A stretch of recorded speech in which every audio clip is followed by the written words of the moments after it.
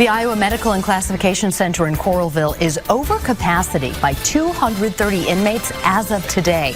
This morning, the Department of Corrections said that facility has 10 additional positive tests of COVID-19. And that's causing concern over how the virus could be spreading among those who work or live in Iowa's prisons.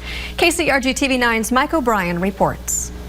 The Iowa Medical and Classification Center serves as a reception center for all men entering correctional facilities. We have been shipping people all over the state and taking people in from all over the state. In the latest round of testing, 10 more inmates tested positive. 3 staff members and 2 inmates had already tested positive previously.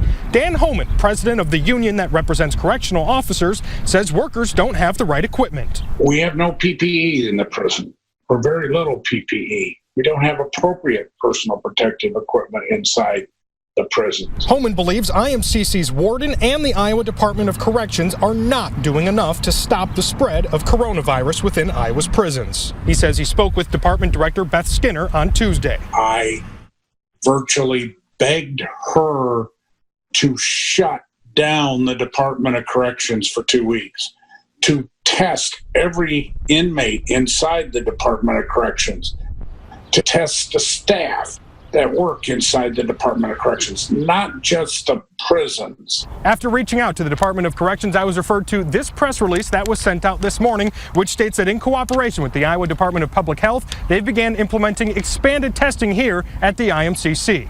I think this should have been done 2 weeks ago. While saying more has to be done, Homan says this is a step in the right direction. Let's find out what is really going on inside our prisons, because we don't want to have happen to Iowa what happened in Ohio. More than 4,000 inmates in Ohio got sick during a massive outbreak, and Homan is lobbying for more action to be taken for both the inmates and COs who are inside these prisons. The people that we're talking about that go to work in these prisons have no choice.